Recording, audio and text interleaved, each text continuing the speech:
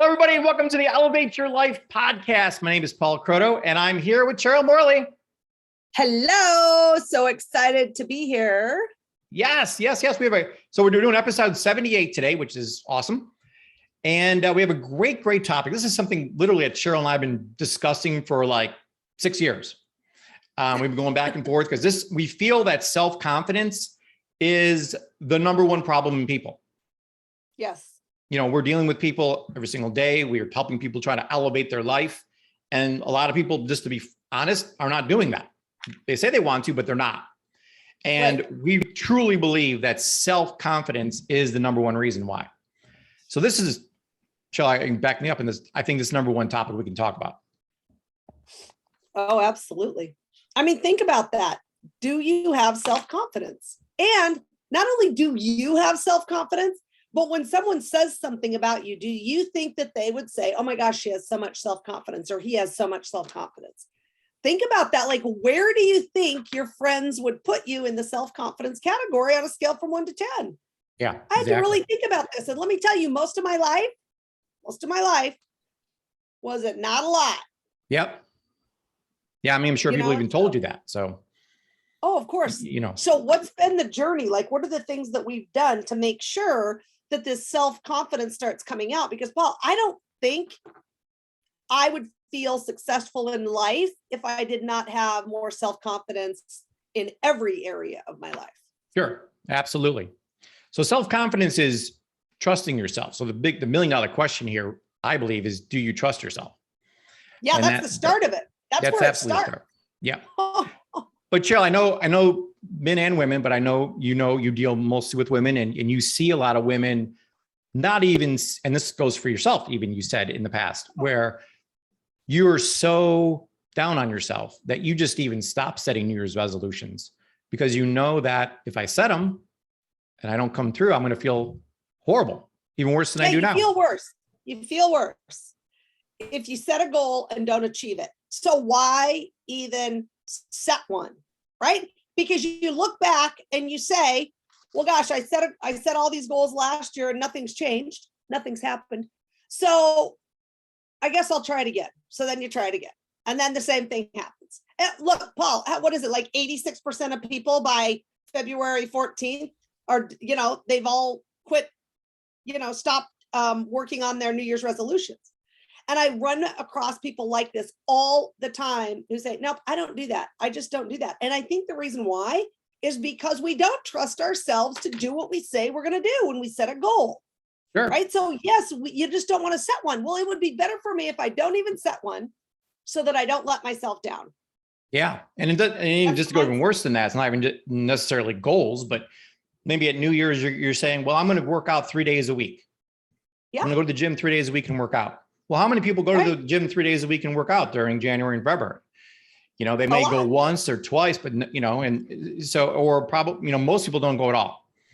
So they just like, I'm not even going to set any action goals or standards in my life because I don't do what I say I'm going to do. Yeah. Yeah. And and what happens though is then it's like you're in the wind. You're like, oh, I'll do this. Oh, I'll do that. And everything starts depending on your feelings instead of your identity and who you really are and who you want to be. Oh, do I feel like doing that? Oh, no, well, I know I set my goal, but I'll do it tomorrow. Absolutely. Yeah. So we have a story that we're going to tell you, and it's going to demonstrate what we're talking about when we say about showing up. So there's a scenario that I say, Cheryl, I haven't seen you in a long time. How about we do lunch tomorrow? Sure. And you're like, oh my God, that sounds like a great idea. I'm like, okay, how about noon at this restaurant? And you're like, absolutely, I want to go. So I'll meet you there. Super excited. And do you think highly of me? You're like, he's a great guy. I'm like, really looking forward to seeing him. And 12 o'clock comes, you're at the restaurant. No Paul. So you're calling me, texting me, nothing. But later that night, I call you. I'm like, oh my God, Cheryl, I'm so sorry. This thing came up. I couldn't make it. Couldn't even get in touch with you. But I promise tomorrow I'll be there at noon and I'm buying. Okay. Hard pressed, Paul, hard pressed. Will you give me a second chance? No, I'm kidding. I would. Okay, I would if you're buying. No, I'm kidding. Yeah. So yeah, but most of us would do that, right? We would say, oh yeah, no worries. I understand, things come up. It's no big deal. I'll see you tomorrow. Thanks for calling me, just like letting me know what happened or that something happened, right? Yep. So now it's Tuesday at noon. Cheryl's at lunch. I'm a no-show again. Cheryl's texting me, calling me, nothing. Later that night, I call him like, oh my God, Cheryl, I am so sorry. Like something else came up today. And you're like, geez, Paul, like you stiffed me 2 days in a row. I'm like, listen, I swear that I will be there tomorrow on Wednesday at noon. No question about it. Hold on. What else though, Paul, would I be thinking? I would be thinking, well, obviously these other things that are coming up are way more important than I am. They're excuses is what they are. Because whatever you're coming up with and you're not doing what you said you would do, as far as coming to lunch with me, like that's not even a big deal. Like lunch is lunch. It's not like, a million other things that I can think of that would even be a bigger deal, but this is just lunch. And you found so far 2 other things that were more important than your lunch with me. Right. So now it's Wednesday and you're like going to give me the benefit of the doubt, but you're like, Paul, listen, I'm a big baseball fan. 3 strikes and you're out. So Wednesday comes, you go, I don't show up 3 days in a row. I call you at night and you're thinking in your mind, okay, Paul's going to say something came up and he's going to ask me to lunch on Thursday. But what is your confidence level of me showing up for lunch on Thursday? No, you're not. And I'm not. And here's the other thing. Think about this, friends.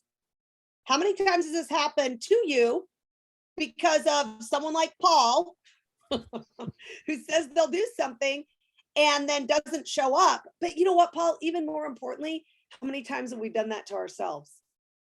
Sure. Right? How many times have we said, and I think that's why we get into the habit of not setting goals, because we've let ourselves down, too many times, and we just don't, you just don't want to do it anymore. You're tired of it. It's hurtful.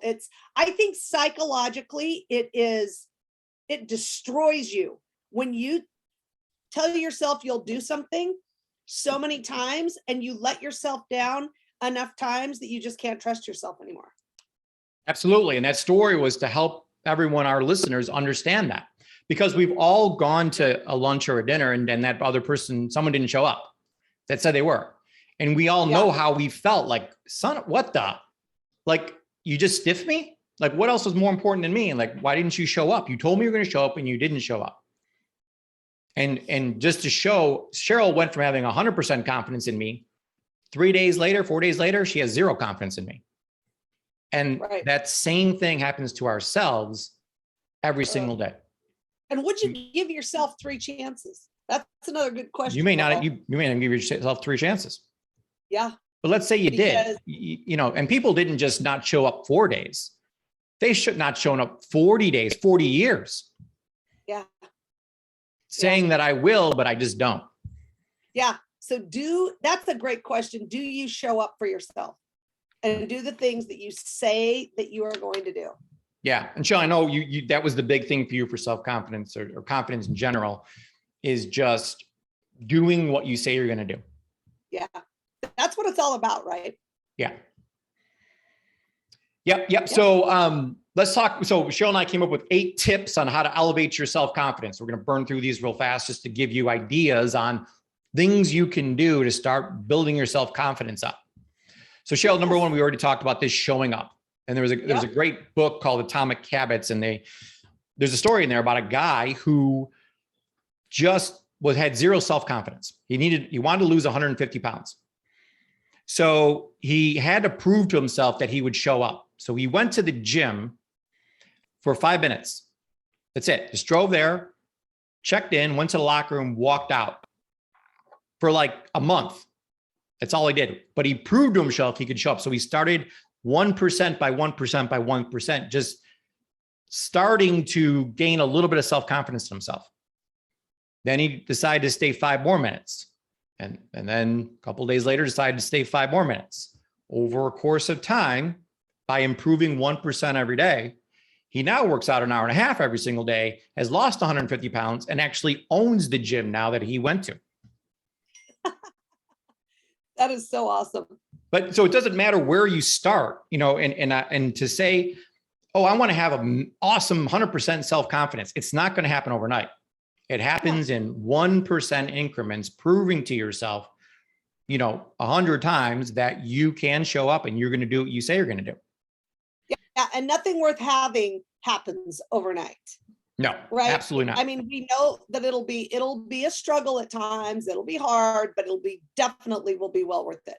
Okay. Number 2, this is my favorite one, Paul. This is the cookie jar. We call this the cookie jar. So think about what you've done in your past that was great. And remember those things. Paul, it was so hard for me to remember like great things that I've done because I would just forget them. I would just, forget it and move on. Right. And this too shall pass. But I think it's important to remember those things. And I can promise you that each one of you has some great things that you've done in your life. All you moms, having your child, that was a great thing, right? Yep. I don't care all of the problems and everything else that comes along with that, because that will happen also.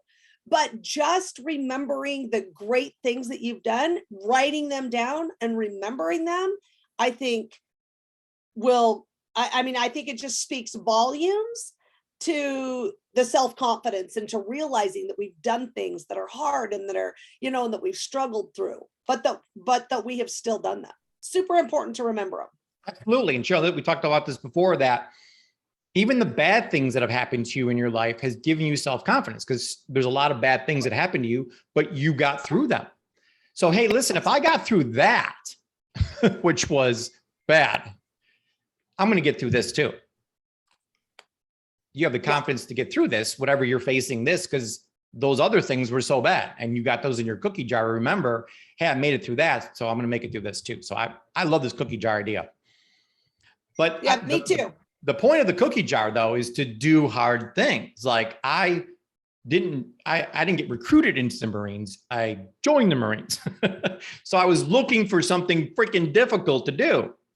And I went out and I signed this piece of paper, went there voluntarily and went through this boot camp. That was, when they say it's Hell Week, they're not joking. It's Hell Week. But you make it through that. And then I can look back in my cookie jar now and be like, hey, if I made it through that, I can make it through this, whatever this is that I'm facing now. Yeah. Yeah. So I'm sure you had hope, Paul. Yeah. What's that? Yeah. I said, I'm sure you had hope. Well, that's number 3 key is to have hope. Oh, that's right. And I know you love this, Cheryl. I know you love hope, and you meet a lot of men, mostly women though, that tend to come across with just in a bad place where they don't think that tomorrow is going to be better than today. Well, and the thing is you get caught in that, don't you? I mean, it's not hard to do. You get in this cycle and you have habits that aren't necessarily good for you. And then you just have a struggle really seeing that tomorrow can be better than today. I mean, and that's really what has to happen. You have to have hope. If you don't have hope, then, I've heard it said, all is lost. Sure. Right. And so we really, each of us need to have hope that tomorrow can be better than today, and that today is better than yesterday. Yeah. Right. And if you don't have confidence that tomorrow is going to be better than today, then there's no shot at you having self-confidence either, because the self-confidence comes in that no matter what happens, I'm going to make tomorrow better than today because of me, because of my abilities. Right. Absolutely. So, hope is a huge thing. Well, and just going into that, Paul, you just said that you're going to make it better, right? And that's you making a decision. And number 4 is you have to make a decision, right? You have to decide what it is you want and go after those things. And I love that, Paul, because, I love the saying, decisions determine destiny. Yeah. And I think it's so true. And that's exactly right. The decisions you make today and the tiny ones you make. And the reason why this is so big is because of what you said earlier, Cheryl, that people just give up making decisions about I'm going to lose weight, or I'm going to exercise every day, or whatever it is that they say, because they have no self-confidence that they're actually going to follow through with that. And it's better just to not make the decision. That way you won't feel as bad, than to make the decision and not follow through again. I know you decided and made a decision, I'm going to become an excellent tennis player. Yeah. So when you make that statement, you tell the world about that. You know, you told your coach, I'm going to be a 3.5. Yeah. Oh, what was it just recently? You told me the story today about, you have to dominate. And he's like, well, you can, and you're like, well, I can do that. And then he's like, no, you can't, or something like that, where he knows how to push your buttons and get your own self-confidence. Listen, he knows how to make me show up and be there and work really hard. And, you know, and I want to do it in a shorter time than is normal, right? I mean, anybody could become a 3.5 or a 4.0 if they worked at it long enough. But I want to do it in a short amount of time. I'm not getting any younger here, Paul. But you made that decision, and you are showing up every single day. So that's absolutely phenomenal. And that, whether you realize or not, I believe that's giving you a ton of self-confidence, and that radiates to other areas of your life because of that, because of the tennis situation. Absolutely. And I think when you have a mentor, you live for the good job. You're getting better. Yeah. Proud of you. You're doing great, right? Yeah. I mean, it's just, that's how it works. Yep, absolutely. Now, Cheryl, there's people who show up. There's people who got a great cookie jar, all kinds of great things in the cookie jar. They got hope. They make good decisions, but they just get into a bad state. You know, they get stressed, worried, fearful. You know, it happens to all of us. So number 5, getting into a peak state, making this, you know, a conscious effort to be like, you know, when you go play a tennis match, you got to kind of psych yourself up that I got to get into, these 2 players I'm playing are unbelievably awesome. So I got to be in a place as good, if not better than they are mentally, in a state-wise, to compete with them, to beat them. Yeah. And then as you're competing, you need to stay in peak state. And that's been really, that's been a real learning experience for me. A little bit of a challenge, yeah. Yeah. And so, but it's just interesting because it's the same way in life, right? I mean, you can get hit in the face and you can get, you know, mowed over, and all of these things can happen to you. And you have got to stay in a good state to be able to carry through with the things that you tell yourself that you're going to do. Yep. And you know, so to boil water, like 210 is not good enough. 211 is not good enough. You got to be at 212 or higher. This water is not going to boil. Now, to beat those, that opponent you're facing in tennis, Cheryl, on a scale from 1 to 100, being at 100 degrees, being on fire, where do you need to be to beat her? Like at 110. That's right. You know, you're living at 72 and you're comfortable. You ain't beating anybody. Yeah. You know, so again, you could have all these other things, but if your state's not right, you're screwed. Your self-confidence is going to way down. And Cheryl, to get into self-confidence, to get into the peak state, we talk about 3 things, the 3 M's all the time. Movement, so getting out and moving, exercising, when you're exercising, doing deep breathing. And one of the big things we've learned is that Superman pose, or that Wonder Woman pose, where you kind of like stand here with your arms out and chest out. And research shows that if you just do that one pose, you change your physiology for 2 minutes, your testosterone levels go up like 2,000% and your cortisol levels drop like 200%. I mean, it's some crazy numbers. What's the pose, Paul? What's the pose? The Superman pose. Did you see the S on my chest? I guess I missed that as I was doing my deep breathing.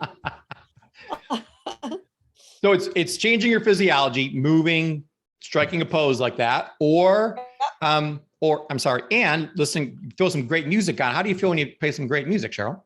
Oh yeah, I love it. And then we have mantras, you know, sayings you can say to yourself that get you into this peak state. Yeah. So peak state's a big part. Cheryl, number 6 is story. Yeah. And And that's people are how telling themselves a important bad that. story all the time. Well, yeah, and not only that, you don't want to pull your story from the past.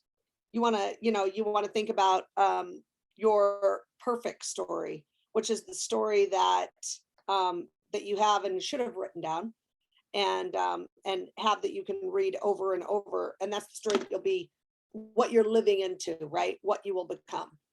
Yep, absolutely. So story is super important. You got to make sure you're not, like I said, Cheryl said, living in the past, but because you look at the past and you're like, well, I failed back then. I did all these bad things. So changing the story is huge. And what story you focus on, change your story, change your life. I mean, it's absolutely the key. Number 7 is what would help the state and the story is a little bit of strategy. And the strategy is not a bad thing. Okay. It's okay.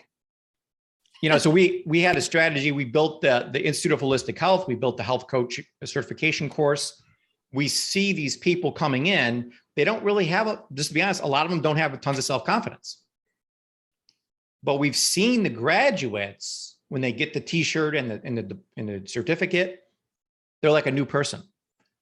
Right. They feel confident now, because they got a strategy in place, Yeah, and I think people look at them differently too, because they are certified and they do feel confident in them that they can help them on their journey to health and wellness. Yeah. So you're not going to be confident in yourself that you can elevate your life and move from fine to fabulous if you have no strategy in place. Like, correct. How am I going to do that? Like, you don't even know. So strategy is super important. And last but not least, Cheryl, we say that we saved the number 8, which is the biggest one, in my opinion, is your belief system. We always know it all goes back to your belief system. And we came up with 5 beliefs that really have given me and Cheryl just unstoppable self-confidence. It is just brimming with both of us because we have these 5 beliefs. So what are the key 5 beliefs that you have, Cheryl, that gives you such great self-confidence? So the first one is, I can do all things through Christ who strengthens me. That's a great one to say every day. That's almost, I'm not sure we need a number 2 after that one, but that's right. But everything is figure outable. Absolutely. I can create whatever I want in my life. Yes. I can do hard things. Absolutely. And the last one is, I am unbreakable. I love them all, Paul. Those are so good. And I like them as mantras too. Yeah. That's really shaping your identity. Like, well, I break real easily, or when something bad happens, I just crumble. Yeah. Sometimes I do what I say I'll do. Right. That's not right, a good one. Right. When you say I'm unbreakable, you keep on saying it over again. You start shaping that as your identity. You've decided that Sure. I can bend, but I ain't going to break. And I think Yeah. that is an absolutely key belief to have in order to have self-confidence. So all those 8 things kind of work together. If you're missing one of those, you may feel like, well, I got some self-confidence, but not a lot. So there's some things you're probably really good at that we mentioned here on the call. And there's probably some things that you're like, whoa, I'm not good at that one at all. Maybe it's state or strategy or something, that one of those things that you're like, I need to work on that one. So Cheryl, let's give people some homework as we close out this podcast on what they can do right now to start improving their self-confidence. Yeah, this is so important. So first of all, rate yourself on the 8 keys of self-confidence, 1 through 10, just so you can get a starting point, right? I think that's really important to get that starting point, know right where you're at. And then the way you're going to do this is you're going to improve your self-confidence 1% a day. And the way you're going to do that is you're going to pick one of the 8 things that we've talked about today on the podcast, and you're going to focus on that. And just by doing one small thing, Paul, I think you mentioned making your bed. Is it, it could even be doing 10 sit-ups or 10 push-ups. Sure. It's anything. Don't make it hard. It's any small thing that you can do that it's almost like you make a deal with yourself. You say, I'm going to do this, and then you do it every single day, right? That's the way it works. And then by doing that, you can get 100% better in just 100 days by doing this one little small thing. That's the exciting thing to me, Paul. It doesn't have to be a lot. No, just think if you did, I'm going to do 1 sit-up a day. Yeah. Did one sit up a day for after a little bit, you're going to be like, you know what, maybe I'll do 2 today. Yeah. And then before you know it, you're doing 200. Yeah. You know, I mean, that's the power of getting started and doing and focusing on that 1%, just a little bit of improvement today. Because you're not going to have massive self-confidence overnight. This is going to be a process. But like you said, Cheryl, you just focus on 1% a day, and 100 days from now, you can be at 100%. So that's pretty exciting.